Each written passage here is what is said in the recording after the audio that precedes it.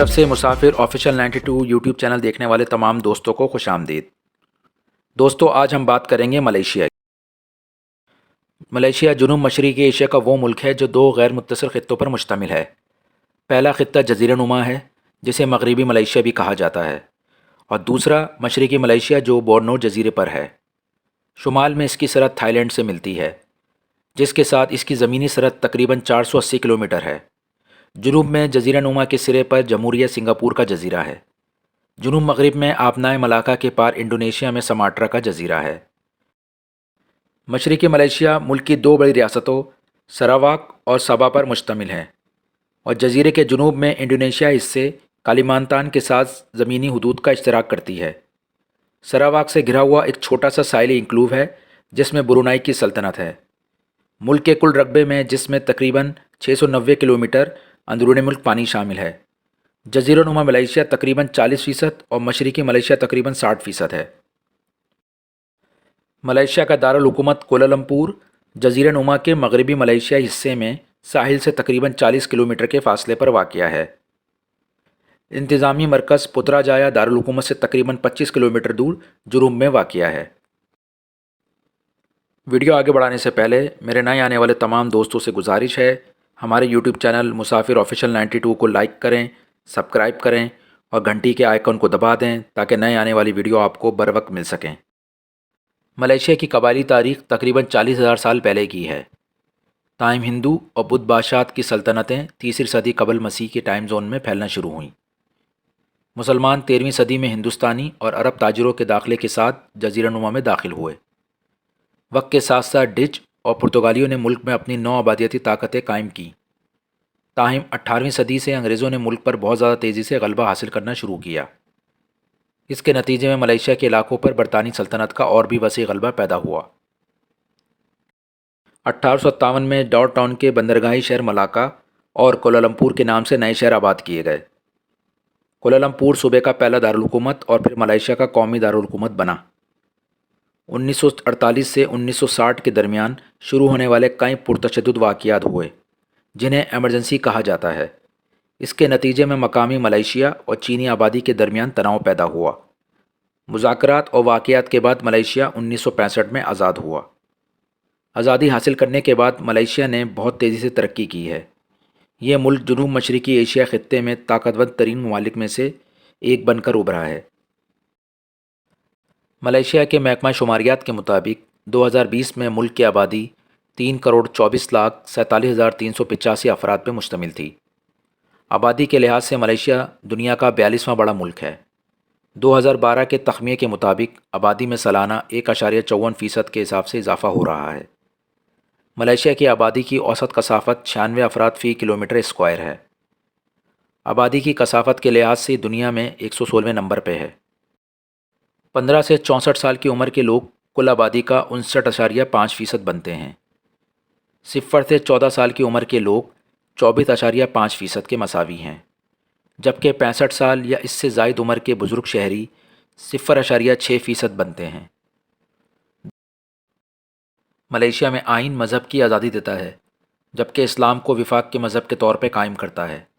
آبادی اور ہاؤسنگ مردم شماری 2020 کے اعداد و شمار کے مطابق نسلی اور مذہبی عقائد بہت زیادہ باہم مربوط ہیں۔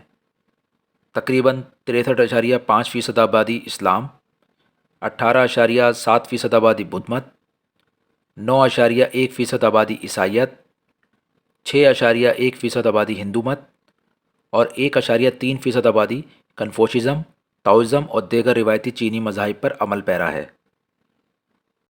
2.7% آبادی کسی بھی مذہب پر عمل پیرا نہیں ہے یا غیر مذہب ہے۔ سراواک، پینانگ اور کوالالمپور کے وفاقی علاقوں کی ریاستوں میں غیر مسلم اکثریت ہے۔ ملیشیا میں سرکاری اور قومی زبان ملائی یا بھاشا ملیشیا ہے، تاہم ملیشیا کی حکومت نے انگریزی کی اہمیت کو بین الاقوامی زبان کے طور پہ تسلیم کیا ہے۔ ملیشیا کی دوسری سرکاری زبان انگریزی ہے، جو کہ سب سے زیادہ بولی جانے والی زبانوں میں سے ایک ہے۔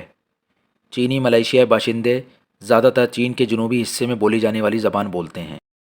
ملک میں چینی کی زیادہ عام اقسام مینڈرین، کینٹونیز، ہوکین وغیرہ ہیں۔ تامل زبان بنیادی طور پر ملیشیائی ہندوستانیوں کی اکثریت استعمال کرتی ہے۔ ملیشیا میں تعلیم کی نگرانی وزارت تعلیم کے ذریعے کی جاتی ہے۔ اگرچہ تعلیم وفاقی حکومت کی ذمہ داری ہے، لیکن ہر ریاست اور وفاقی علاقے کے پاس اپنے علاقے میں تعلیمی معاملات کو مربوط کرنے کے لیے ایک محکمہ تعلیم ہوتا ہے۔ تعلیم کو کنٹرول کرنے والا بنیادی قانون ایجوکیشن ایکٹ 1996 ہے۔ ملیشیا میں تعلیمی نظام کو pre school education, primary education, secondary education, post secondary education اور ٹیرٹری ایجوکیشن میں تقسیم کیا گیا ہے۔ اسے مزید قومی اور نجی تعلیم میں تقسیم کیا گیا ہے۔ تعلیم کثیر لسانی قومی اسکول سسٹم سے حاصل کی جا سکتی ہے، جو تمام ملیشیا یا نجی اسکول یا ہوم اسکولنگ کے ذریعے مفت تعلیم فراہم کرتا ہے۔ بین الاقوامی اور پرائیویٹ ادارے اسکول کی فیس وصول کرتے ہیں۔ قانون کے مطابق پرائمری تعلیم لازمی ہے، جیسا کہ بہت سے ایشیا پیسیفک ممالک جیسے جمہوری کوریا، سنگاپور اور جاپان میں معیاری ٹیسٹ ایک عام خصوصیت ہے۔ اس وقت ملیشیا میں 43 یونیورسٹیاں، 31 پرائیویٹ یونیورسٹیاں، 9 غیر ملکی یونیورسٹی برانچز اور 414 نجی کالج ہیں۔ ملیشیا کی معیشت جنوب مشرقی ایشیا میں 5ویں سب سے بڑی اور جی ڈی پی کے لحاظ سے دنیا کی 38ویں بڑی معیشت ہے۔ ملیشیا کی 2018 لیبر کی پیداواری صلاحیت 55,360 امریکی ڈالر فی کارکن کے حساب سے پائی گئی، جو آسیان میں تیسرے سب سے زیادہ ہے۔ 2021 کی عالمی مسابقی رپورٹ نے ملیشیا کی معیشت کو دنیا کی 25ویں سب سے زیادہ مسابقی ملکی معیشت کا درجہ دیا ہے۔ جنوب مشرقی ایشیا میں اپنے بہت سے پڑوسیوں کے مقابلے میں ملیشین نسبتاً متمول طرز زندگی سے لطف اندوز ہوتے ہیں۔ اس کی وجہ تیزی سے بڑھتی ہوئی برآمدات پر مبنی معیشت، نسبتاً کم قومی انکم ٹیکس، انتہائی سستی مقامی خوراک، نقل و حمل کا ایندھن، نیز مکمل طور پر سبسڈی والا پبلک ہیلتھ کیئر سسٹم ہے۔ ملیشیا میں ایک نئی صنعتی مارکیٹ کی معیشت ہے، جو نسبتاً کھلی اور ریاست پر مبنی ہے۔ ملیشیا کی معیشت انتہائی مضبوط اور متنوع ہے، جس میں 2020 میں ہائی ٹیک مصنوعات کی برآمدات کی قیمت 92.1 بلین یو ایس ڈالر ہے، جو آسیان میں دوسرے نمبر پہ ہے۔ ملیشیا انڈونیشیا کے بعد عالمی سطح پر پام آئل کی مصنوعات کی دوسری بڑی مقدار اور قیمت برآمد کرتا ہے۔ اس کے علاوہ ملیشیا اقوام متحدہ، ورلڈ بینک، بین الاقوامی مالیاتی fund, Asia Pacific economic cooperation, ترقی پذیر 8 ممالک، آسیان اور اسلامی تعاون تنظیم کا بانی رکن ہے۔ ملیشین رنگٹ، جسے ملیشین ڈالر بھی کہا جاتا ہے، 100 سین میں تقسیم ہے۔ ملیشیا کے مرکزی بینک کو ملیشیا میں بینک نوٹ اور سکے جاری کرنے کا خصوصی اختیار حاصل ہے۔ سکے 5 سے 50 سین کی قیمتوں میں جاری کیے جاتے ہیں۔ بینک نوٹ کی قدر 1 سے 100 رنگٹ تک ہوتی ہے۔ آپ 1 امریکن ڈالر کے عوض 4.73 ملیشین رنگٹ حاصل کر سکتے ہیں۔ ملیشیا کا ٹائم زون UTC+8 ہے۔ ڈرائیونگ بائیں ہاتھ سے کی جاتی ہے۔ Calling code +60، domain code .my ہے۔ ملیشیا کا قومی کھیل سپک تکراؤ ہے۔ یہ ایک ایسا کھیل ہے جس میں کھلاڑی کھجور کے تنوں سے بنی کھوکھلی گیند کو جال کی دوسری طرف سے لات مارتے ہیں۔